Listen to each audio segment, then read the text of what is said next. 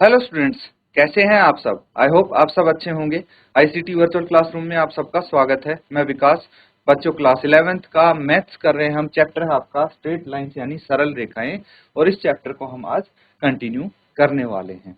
और कुछ क्वेश्चंस हम यहाँ पे कर रहे थे। देखिए, आपके क्वेश्चन स्लोप से रिलेटेड होते हैं यहाँ पे, है ना, जो हम अभी कर रहे हैं। तो ये एक क्वेश्चन था जो होमवर्क के लिए दिया गया था आपको। उम्मीद है आपने इसको अवश्य पूरा किया होगा। तो बच्चों, क्वेश्चन में क्या था, एक बार फिर से मैं रिपीट कर देता हूं। Find the slope of the line which makes an angle of 30 degree with the positive direction of Y axis measured anti clockwise. Anti clockwise सबको पता चल गया अब क्या होता है। क्लॉकवाइज जिस दिशा में घड़ी की सुई घूमती है उस दिशा को बोलते हैं क्लॉकवाइज। ठीक है, सर्कुलर मोशन होगा ऑब्वियसली। और अगर हम यहां से राइट हैंड साइड की तरफ ऐसे मूव करते हैं दैट इज क्लॉकवाइज। और जिस दिशा में घड़ी की सुई मूव करती है उसके ऑपोजिट दिशा में, विपरीत दिशा में अगर कोई चीज मूव करती है तो उसको बोलते हैं एंटी क्लॉकवाइज। सिंपल है। तो यहाँ पे ये बोला गया है कि y की जो पॉजिटिव डायरेक्शन है उससे एंटी क्लॉकवाइज चलेंगे तो 30 डिग्री का कोण बनाता है ये स्लोप। ठीक है, makes an angle of 30 degree. तो आपको क्या बताना है, इस लाइन का स्लोप बताना है। एंगल भी मैंने आपके पता लगाने में मदद कर दी थी कि ये जो पूरा एंगल एम, ये जो एंगल बनता है थीटा बनता है इसका स्लोप का, वो कितना बनेगा 30 डिग्री। तो वाई एक्सिस के साथ है, और ये वाई एक्सिस और एक्स एक्सिस के बीच में कितना है 90 डिग्री का है, क्योंकि देखिए ये पहला क्वाड्रेंट है, ये क्वाड्रेंट 90 डिग्री का कोण बनाता है ना। तो 30 प्लस 90 आपका हो गया थीटा। चलिए, जिसने भी किया है अपने आंसर आप शेयर करेंगे जल्दी से। अदरवाइज अगर नहीं भी कर पाए तो फटाफट अभी देता हूं 2 मिनट का समय, जल्दी से सॉल्व करके आंसर बताइए। तो बच्चों, चलिए यहाँ पे अब इसको हम स्लोप फाइंड आउट करने की कोशिश करते हैं। तो सबसे मुझे पहले बताइए, angle made by positive direction of x axis. ठीक है, क्योंकि वाई एक्सिस का तो दिया है 30 डिग्री है। अगर हम इसका एक्स एक्सिस के साथ मेजर करें पॉजिटिव डायरेक्शन का, ठीक है, of x axis with the line is कितना होगा। देखिए, यहां से यहां तक तो है ये 90, प्लस यहां से यहां तक है 30, टोटल हो गया 120 डिग्री, है ना। अब देखिए, the slope of line M. M क्या होता है, हमने डिस्कस किया था बच्चों, एम होता है टेंजेंट थीटा के बराबर। होता कि नहीं होता टेन थीटा के बराबर। तो मुझे बताइए, यहां पे अगर मैं m is equal to tan theta की जगह लिख दूं कितना 120 डिग्री, तो क्या आप टेन 120 डिग्री की वैल्यू निकाल पाएंगे।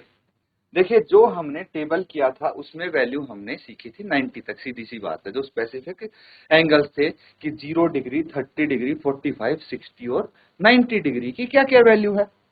लेकिन टेन 120 डिग्री के तो सीखी नहीं थी। लेकिन हमें फंक्शन चेंज करना तो आता है ना बच्चों। क्या हो जाएगा, टेन 180 माइनस 60 डिग्री कितना होता है भाई। 180 में से 60 घटा दिया तो 120 ही बचता है। तो मैंने इसको इस तरीके से लिख दिया। और दूसरी बात ये, बिकॉज टेन 180 माइनस थीटा क्या होता है, माइनस टेन थीटा होता है। ये तो पता होगा आपको। तो यहां पे क्या आ जाएगा, m is equal to minus tan 60 degree. तो m is equal to minus root three. Tan 60 degree की वैल्यू तो हमें पता है ना, टेबल से आ गई। तो ये स्लोप आ गया। स्लोप कितना है, माइनस रूट थ्री। नोट कर लेंगे बच्चों इसको।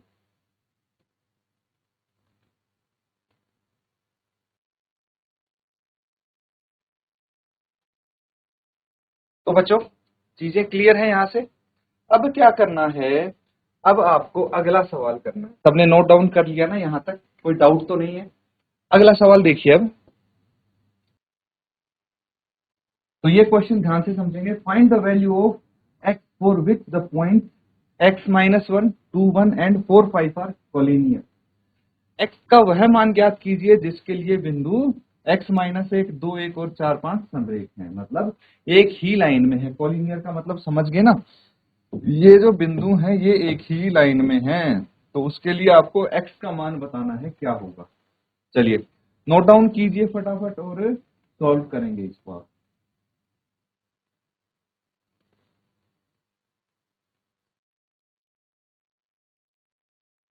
तो बच्चों देखिए यहाँ पे कैसे कर सकते हैं, अब साथ में इसको सॉल्व कर लेते हैं।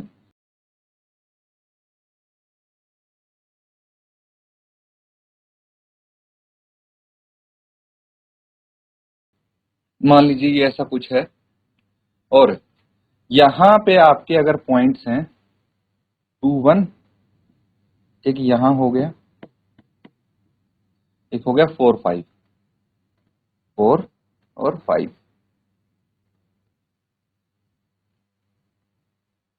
ठीक है। 4, 5 अप्रोक्सीमेटली रफली हमने मान लिया है कि यहाँ पे ऐसे पॉइंट्स हो सकते हैं, और जो इसका y है वो -1 पे है ना, x -1। तो हमें x की वैल्यू क्या होगी ये बताना है, समझ गए? तो x की वैल्यू कैसे बताएंगे? सपोज हम एक काम करते हैं, इनको ना हम a, b और c ये 3 पॉइंट्स मान लेते हैं, ठीक है। अब देखिए ध्यान से समझना है आपको। इफ पॉइंट्स a हो गया x -1, b हो गया 2, 1 एंड c हो गया 4, 5। हमने इनके नाम दे दिए और ये क्या है, आर कोलिनियर। कोलिनियर मतलब एक सीधी रेखा में ये पड़ते हैं पॉइंट, है ना, जैसे यहाँ पे आप देख पा रहे हैं। तो देन स्लोप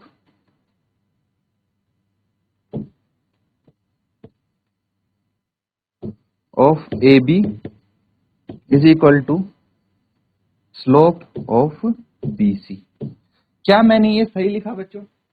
ये लाइन बताइए, अगर ये पॉइंट कोलिनियर हैं, एक ही रेखा में फॉल करते हैं, तो भाई इनका स्लोप बराबर क्यों नहीं हो सकता? ये स्लोप हो गया या फिर इस स्लोप को ले लो, सेम होगा ना स्लोप, तो उतना ही है, लाइन तो एक ही है ये, इसीलिए इन दोनों स्लोप्स को हमने बोल दिया दे आर इक्वल। अब मुझे बताइए स्लोप क्या होता है? स्लोप ऑफ अ लाइन, रेखा की ढाल, है ना, y2 minus y1 bye x2 minus x1, यही होता है बस। तो हम फटाफट AB का स्लोप और BC का स्लोप निकाल लेंगे, है ना। ये होता है देयरफॉर स्लोप ऑफ AB क्या हो जाएगा, ये हो गया AB। तो आप कर देंगे y2 यहाँ पे 2 हो गया माइनस y2 माइनस y1, तो y2 1 है यहाँ पे, है ना, 1 माइनस -1। फिर है x2 minus x1 is equal to, फिर BC का स्लोप निकालिए। y2 यहाँ पे 5 है, y1 कितना है 1 बटे x2 4 है और x1 2 है। क्या हम इसको सॉल्व करके x की वैल्यू निकाल सकते हैं? बिल्कुल निकाल सकते हैं। तो x की वैल्यू इजीली आ जाएगी, है ना। फटाफट नोट डाउन करके सॉल्व करेंगे।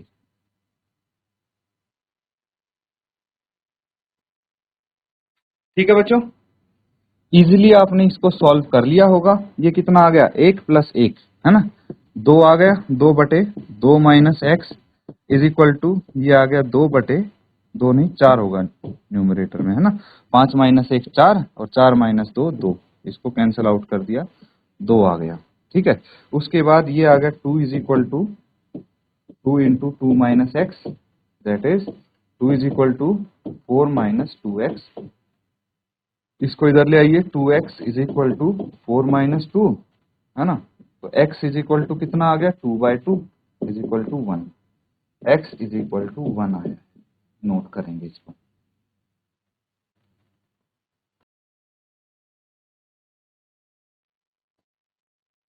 ठीक है बच्चों, अगला सवाल करेंगे। ये है अगला क्वेश्चन आपके लिए, ठीक है। क्वेश्चन है, दूरी सूत्र का प्रयोग किए बिना दिखलाइए कि बिंदु, ये जो 3 बिंदु दी हैं ये समांतर त्रिभुज के, ये 4 बिंदु दी हैं समांतर त्रिभुज के शीर्ष हैं। यानी without using distance formula show that this points are vertices of a parallelogram. तो जल्दी से नोट डाउन करके इसको सॉल्व करें।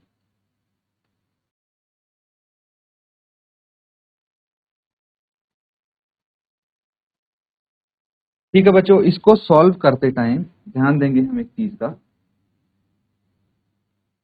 सबसे पहले तो जो ये पॉइंट्स है ना, ये ड्रॉ कर लीजिए आप, ठीक है। तो पॉइंट्स ड्रॉ करेंगे, 1 2 3 4, है ना, इससे ऊपर तो नहीं होगा।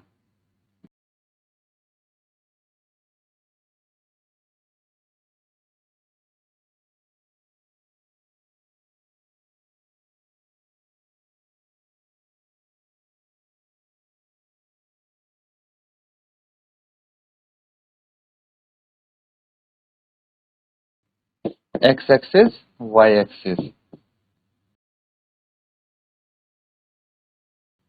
ठीक है। अब यहां पे हम ड्रॉ करने की कोशिश करेंगे ये पॉइंट्स, -2 -1, ठीक है। तो एक्स एक्सिस -2 है, वाई एक्सिस -1 है, ये यहाँ पे आ जाएगा, ठीक है। -2 -1, फिर एक पॉइंट होगा 4 0, यहाँ पे ये हो गया 4 0। एक पॉइंट होगा 3 3, 3 एंड 3, यहाँ पे होना चाहिए 3 3। और एक पॉइंट हो जाएगा -3 और 2, यहाँ पे -3 2। समझ में आ रहा है। अब अगर हम इनको मिलाने की कोशिश करें सभी पॉइंट्स को, तो ये एक पैरेललोग्राम होना चाहिए। थोड़ा बहुत इसका जो पॉइंट अगर ऊपर नीचे हो गया हो तो इसको आप करेक्ट कर लीजिए। आई थिंक ये वाला पॉइंट मिसमैच हो रहा है इसका, है ना। हमने पॉइंट हाथ से ड्रॉ किए हैं तो मे बी इस वजह से।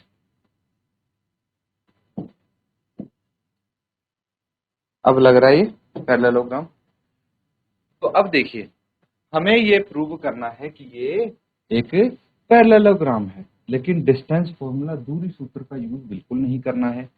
तो एक चीज समझिए, हमने एक चीज बोली थी कि भाई अगर दो लाइन पैरेलल हैं, ठीक है, तो उनका स्लोप m1 m2 जो है वो इक्वल होगा, m1 equal to m2।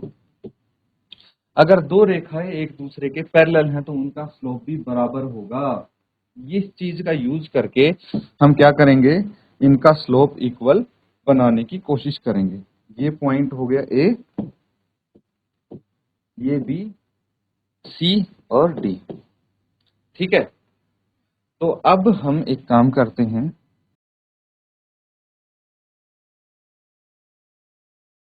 9th है, ठीक है। तो स्लोप ऑफ अ लाइन, सीधा पहले फॉर्मूला लिख देते हैं ताकि बाद में हम डायरेक्टली सॉल्व कर सके। y2 minus y1 upon x2 minus x1, ठीक है। अब देखिए, slope of line A B का स्लोप निकालिए सबसे पहले। तो y2 कितना है, 0 है, y1 कितना है, -1 है, बाय x2 कितना है, 4 है, एंड x1 कितना है, -2 है। कितना है इसका स्लोप, ये आ गया 1/4 + 2, दैट इज 1/6। आ गया। अब एक काम करते हैं, इसके जो सामने वाली रेखा है CD, ये इसके पैरेलल होनी चाहिए, तभी ये पैरेललोग्राम बनेगा, उसको चेक कर लेते हैं, है ना। सभी लाइंस का स्लोप निकालना है हमें। Slope of line CD is equal to D हो जाएगा, ये CD है ना, तो y2 हो जाएगा 2 माइनस 3 बाय x2 हो जाएगा -3 एंड ये -3। ठीक है, कितना आ जाएगा ये? -1 बाय -6 इज इक्वल टू 1/6। ये आ गया इनका स्लोप। उसके बाद स्लोप ऑफ लाइन BC। अब BC का स्लोप निकाल दीजिए फटाफट। ये हो गया BC, y2 कितना है 3 -0/3 -4, ये आ जाएगा। तो कितना आ जाएगा ये? 3/2 आएगा। ठीक है, इस तरह से फाइंड आउट कीजिए। फिर अगली जो लाइन है AD, इसका भी स्लोप पता लगाएंगे।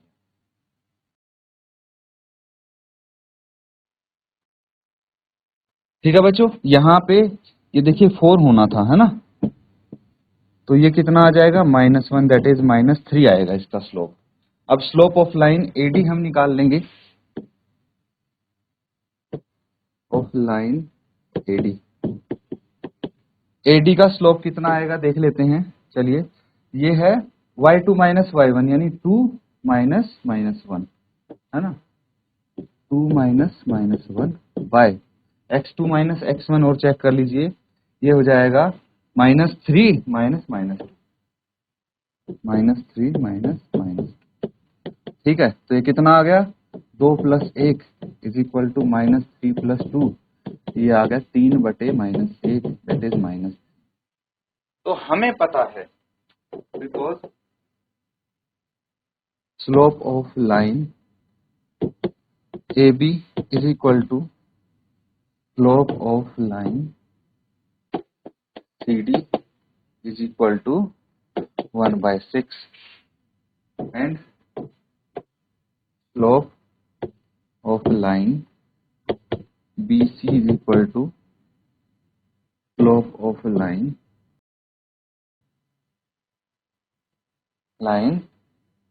AD is equal to -3।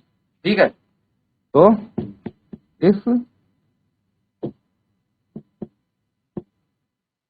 slope of two lines is equal,